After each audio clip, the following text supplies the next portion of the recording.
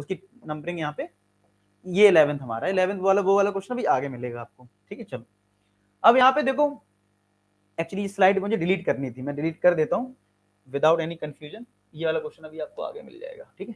तो 10 के बाद हमारा 11th क्वेश्चन ये है, ठीक है। क्या लिखा है, in the figure ABC D and F are the point on the AC और E पॉइंट है BC पे, और जो DE है ये पैरेलल दे रखा है थोड़ा सा, DE जो है वो AB के पैरेलल है, और EF जो है, मैं लिख देता हूं जो चीज आपको थोड़ी इसमें पैरेलल का साइन पूरा अच्छे से नहीं लगा, पैरेलल ये है, ठीक है। DE जो है वो AB के पैरेलल है, और EF जो है वो BD के पैरेलल है। EF जो है वो EF जो है BD के पैरेलल है, ऐसा कुछ दे रखा है, ठीक है। और कुछ साइड भी दे रखी है CF और AC, और DC निकालना है। अब थोड़ा तो ये फिगर जो है ना, जो फिगर आपको दे रखा है थोड़ा खराब सा नहीं दे रखा है, देखो DE जो है वो कहीं से भी AB के पैरेलल नहीं लग रहा है, तो मैं थोड़ा अलग से फिगर बना लेता हूं थोड़ा सा, अच्छा अपना सही फिगर थोड़ा बना लें जो लगे हाँ पैरेलल है किसी के, ठीक है। A B और C, क्या बोला गया है, DE किसके पैरेलल, AB के, तो DE हम थोड़ा इधर बना लेते हैं, DE हमारा AB अब लग रहा है पैरेलल। अच्छा EF किसके पैरेलल, BD के, तो BD पहले ज्वाइन कर लो, EF ये हो गया। अब समझ में आ रहा है, अब फिगर सही दिख रहा है आपको, तो इस फिगर को मैंने थोड़ा सही करके बना दिया है, ठीक है। अब आपको साफ साफ दिख रहा है कि जो DE है वो AB के पैरेलल है, और हमारा जो EF है वो BD के पैरेलल है। तो जो जिसके पैरेलल है उसमें BPT लगा दो, क्या लगा दो, मैं हमेशा बोलता हूं जब भी जो भी जिसके पैरेलल दे रखा है आप BPT लगाइए, क्या लगाइए, BPT।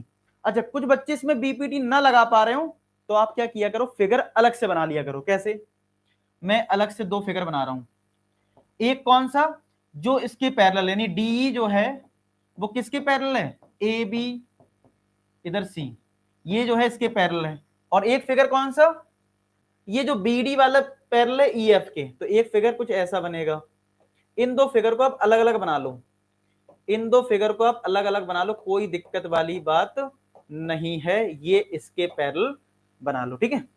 अच्छा ये दोनों पैरेलल है तो क्या लिख सकते हो, BE upon EC, BE upon EC is equal to AD upon DC, भाई यही तो लिखोगे रेशियो में अगर ये BPT लगेगा। और यहां पे क्या लिखोगे, BE अपॉन EC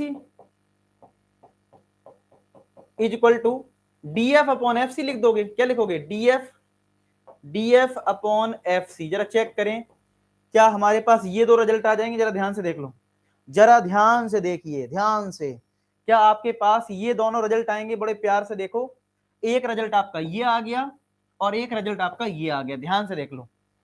जब आपने ये इसके पैरेलल लिया तो this upon this is equal to this upon this, और जब ये वाली लाइन इसके पैरेलल ली तो this upon this is equal to this upon this. अब इन दोनों में क्या हो रहा है, बी अपॉन ईसी इधर भी है, बी अपॉन ईसी इधर भी है, तो इसका मतलब ये रिजल्ट और ये रिजल्ट क्या हो जाएगा, बराबर, यानी एडी अपॉन डीसी जो है वो किसके बराबर आ जाएगा, डीएफ अपॉन एफसी के बराबर आ जाएगा। आ जाएगा कि नहीं आ जाएगा। अब देख लो कुछ वैल्यूज आपको दे रखी है, क्या क्या कुछ वैल्यूज आपको दे रखी है, सीएफ आपको दे रखा है 4, तो ये तो 4 है, और आपके पास क्या है एसी की वैल्यू दे रखी है यहाँ पे। एक मिनट, एसी अगर आपको 9 दे रखा है ना तो थोड़ा सा साइड का रेशियो में थोड़ा बदलना पड़ेगा, यस और नो, क्योंकि डीएफ की बात करें तो देखो डीएफ आपके पास नहीं है, डीएफ आपके पास है नहीं, और डीसी की बात करें तो भी दिक्कत आएगी, यस और नो, दिक्कत आ जाएगी ना, क्योंकि आपके पास एसी है तो एसी का रोल तो लगाना पड़ेगा ना इसमें, तो थोड़ा रेशियो बदल देते हैं, थोड़ा रेशियो हम बदल लेते हैं जिससे कि हमें आंसर मिले। तो हमें क्या करना चाहिए, हमें रेशियो में यहाँ पे ईसी अपॉन बीसी लेना चाहिए जिससे कि CD अपॉन AC आ जाए, क्योंकि AC दे रखा है ना, तो मैं थोड़ा रेशियो बदल रहा हूं। तो देखो ये चीज आपको पता चल जाती है जब आपका आंसर यहां से नहीं आ पा रहा, तो देखो क्या करो, दिस अपॉन दिस लो, मतलब दिस अपॉन टोटल, अगर यहां से EC ले रहे हो तो यहां से BC लो, तो EC अपॉन BC किसके बराबर, तो यहां से आएगा CD अपॉन CA, कितना आ जाएगा, CD अपॉन CA आ जाएगा, समझो बात को, ठीक है। आगे CD, अब इसमें लगाओ EC अपॉन BC, यहां भी आएगा, EC अपॉन BC, तो यहां पे कितना आएगा, CF अपॉन DC आएगा, CF अपॉन ये DC आ जाएगा। बात समझ रहे हो, ये आ गया। अगेन ये दोनों बराबर रहेंगे तो ये रिजल्ट और ये रिजल्ट बराबर कर दो, तो इनको हटा दो, इनको हटा दो। क्यों, देखो दिमाग लगाया हमने, ये ध्यान नहीं दिया कि हमें ये साइड दे रखी थी इसमें AC, तो AC का तो रोल रखना पड़ेगा ना, AC का रोल तो रखना पड़ेगा भाई, समझो बात को। मैंने यहाँ पे चेंज क्यों करा समझो, क्योंकि हमने इस पे ध्यान नहीं दिया था कि AC दे रखा है 9, तो AC का रोल तो लगेगा ना, तो AC वाली साइड लानी पड़ेगी हमें, तो हमने दिस अपॉन दिस कर लिया, ठीक है। तो यहां से CD अपॉन DA किसके बराबर आ गया, CD अपॉन DA आ गया किसके बराबर, इसके, CF अपॉन CD। अब CD into CD, CD square हो जाएगा और DA तुम्हारा इधर आ जाएगा और ये CF, तो DA की वैल्यू कितनी है, CF तो 9 है, और सॉरी ये CD अपॉन AC लिख, एक मिनट, ये CA है ना, CD अपॉन CA है इधर, तो यहाँ पे CA मल्टीप्लाई में हो जाएगा, CA इंटू CF।